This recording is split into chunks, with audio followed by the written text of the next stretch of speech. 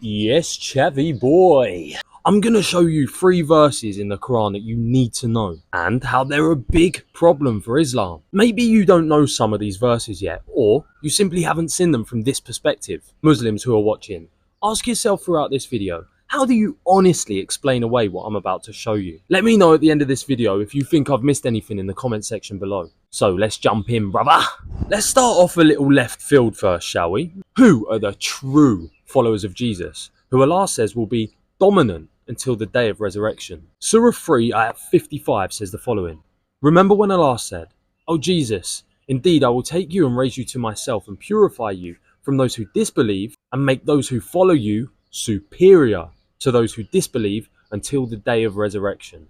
So, what's so crazy about this verse then? Well, according to the Quran and the promise of Allah, the true, key word here, true followers of Jesus will be superior and dominant until the day of resurrection. Remember that this is from Jesus' lifetime on earth in the 1st century. So the Quran states that these very true followers of Jesus believe a few things. Number 1, that he was not crucified. Secondly, that he was born of a virgin. And thirdly, that he was neither divine nor the Son of God, but was simply a man and a prophet of God. Therefore, with the Quran being the alleged word of Allah, surely we will see some sort of historical evidence in the 600 years pre-Muhammad, which shows the word from 355 being fulfilled, right? We will see these true followers of Jesus, whose beliefs are in line with what the Quran says about him, being dominant, yeah? This is the problem. We don't. Just wait a few moments, because this leaves Islam with yet another impossible dilemma. Here are just a few groups from around that time who state that they followed Jesus, and they're all that we have historical evidence for. There's Christians who, according to the Quran, couldn't have been the true believers as they believed Jesus to be God. There's the Gnostics, who had a range of different beliefs. However, they didn't actually deny fully the crucifixion of Jesus. They taught that Jesus was divine, were self-proclaimed polytheists, and believed that Jesus didn't actually have a physical body. There were the Ebionites. Well, they reject the virgin birth and also believe in Jesus' crucifixion. Arians believed that although Jesus wasn't God, he was still the Son of God, and they also believed that he had been crucified. And then you have the Jews, who you could argue have similar laws to Muslims, but they completely rejected Jesus as a prophet. So again, we see there is literally no evidence whatsoever suggesting that there were any groups who followed Jesus pre-Muhammad that had these same beliefs about him as the Quran asserts. Mind you, being the dominant followers, this leaves Islam in a bit of a twist, and I'll explain why. You can only come to 2 possible conclusions from this. Number 1, that the Quran is not the word of Allah, because it makes false claims about the true followers of Jesus. If the true followers of Jesus believe what the Quran says about him, then they certainly weren't dominant for the first 600 years according to history. There's no evidence whatsoever to suggest otherwise. This means that the Quran is wrong about something. Could the word of Allah be wrong about something? Or the second conclusion that you come to is this: that the Quran is correct in chapter 3 verse 55, and the true followers of Jesus were actually dominant from Jesus' life in the 1st century onwards. We know from history and all evidence that we have available that this was the Catholic Orthodox Christians. But then this means that the Quran is confirming that the Christians are the true followers of Jesus. So Christians are the true followers. This again proves the Quran to be false about what it says about Jesus. 355 genuinely poses a dilemma I don't think that Muslims can get out of, unless they have complete blind faith and just disregard all of the historical evidence available. The second verse that you must know as a Christian, and not only know, but question deeply, is Surah 4, ayat 157. This verse says that Jesus was not crucified, and that it was simply made to appear so. Again, why is it that we need to actually question this verse? Well, it's a claim that's made over 600 years after the event allegedly happened. And it's the first time that this claim had ever actually really been made. You'd expect for such a huge claim that changes the course of history over 25 generations after Jesus' life would have some sort of historical evidence to back it up, right? Let's just take a small step back for a moment, Chavy. The counter to this is that Jesus was really crucified. Where did this claim come from? Was it just the so-called corrupted Bible? Nah, boy. Nah.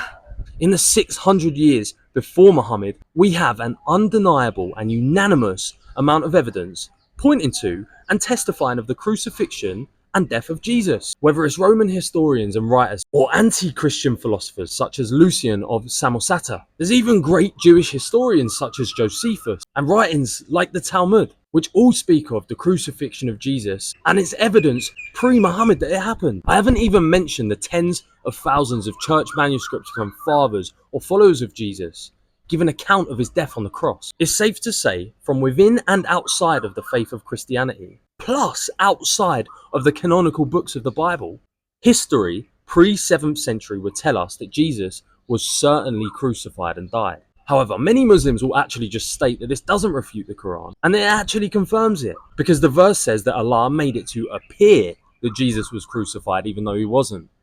That's a very convenient revelation given to Muhammad, isn't it? If anyone speaks against Surah 4 verse 157, then they're just deceived and don't get it, even though God gave us a brain to critically think with. Let's just go with this for the sake of argument anyway, yeah? If Jesus wasn't crucified, then that would mean that Allah deliberately deceived every person for 600 plus years before then just randomly speaking through an unlettered man. Even then, he'd have allowed Christianity to become so dominant and created all evidence to go against the truth to then continue to deceive the ones that he's created for the ages to come. Think about it, boy. What's then even the point in Allah even giving us a brain to critically think with? Again though, you have two options as a Muslim with this verse. Number one, you think with the brain that God gave you and use critical thinking to come to the conclusion that, through historical evidence, Jesus was in fact crucified. Therefore, the Quran is false. Or, the second option is that you deny all historical evidence, have blind faith, don't use critical thinking, and agree with a claim from a place of silence about something which allegedly did or didn't happen 600 years beforehand, the crucifixion of Jesus. With this viewpoint, you agree that Allah is immoral and a huge deceiver, deliberately not giving those whom he created opportunity to see the truth, whilst actively creating all evidence to lead people into a lie. Sounds like a good option and a God that you want to worship, doesn't it? How'd you get around this, Muslims? The third and final Quran verse in this video that all Christians must be aware of is the absolute bread and butter of witnessing to Muslims. Many already know about the famous Islamic Dilemma, where the Quran confirms the Injil and Torah, which has come before it many times. However, a lot of Muslims have been doing damage control when confronted with most of these verses. This is why the next verse is key when challenging someone with the Islamic Dilemma. In fact, boy, I make the rules to this video, so I'm just going to give you an extra verse for the Islamic Dilemma instead. You think that I said 3 at the start of this video, but you were in fact deceived. It only appeared that I said such a thing. In fact, I was actually just swapped out in that part of the video. Yeah, see what I did there? No? So chapter 10, verse 94 to 95 says, "If thou were in doubt as to what we have revealed unto thee, then ask those who have been reading the book from before thee. The truth has indeed come to them from the Lord." Chapter 3 verse 3 also says, "He has revealed to you, O Prophet, the book in truth, confirming what came before it, as he revealed the Torah and the Gospel." So we can see that the alleged word of Allah confirms the Injil, which in translation just means gospel. Moreover, we can see specifically that the Quran is confirming and affirming the Injil with those who have already been reading the book before the revelation given to Muhammad. That is the Christians. We know from countless manuscripts and completed codexes, carbon dated back to as early as the 2nd century, the contents of these Gospels. They show the life, death, crucifixion and resurrection of Jesus with all that he preached. This Gospel contradicts the Quran completely, meaning that the Quran is false. We have no idea or historical account of any other Injil circulating amongst Christians during this time, for the hundreds of years before Muhammad. Remember this as well, yeah? When Muhammad actually confirmed what was with the Christians, the Quran hadn't been physically compiled yet either. So it was easy for Muhammad to appeal to this without being questioned. Look, what the usual Islamic response is to this is to just randomly state that the Injil has been corrupted. So the Quran is actually confirming a different, uncorrupted, unknown Injil. That's why 1094 to 95 is key. It confirms what was already with the Christians in the 7th century.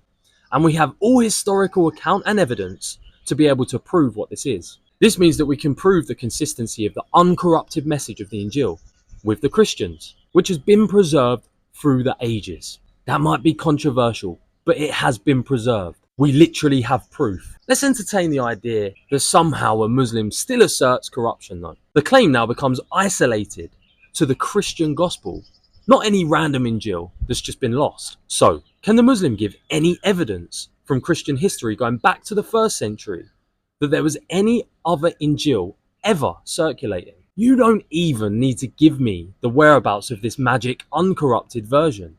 Just give the name of a father who evidenced a different gospel circulating at the time. There's none, boy. This corruption is a claim from a place of silence again, when all evidence heavily points towards the opposite. There are so many more verses in the Quran like this. I might just do a little series. But at the end of the day, if a Muslim cannot deal with even one of these verses, being that the Quran is meant to be the very words of Allah, then Islam is false. Saying that though, I'm not sure how a Muslim can honestly deal with any single one of these points without having some sort of blind faith. Anyway, please like, subscribe and share this video, as I want it to get out to as many as possible to edify the church and bring Muslims to the truth. Amen, brother.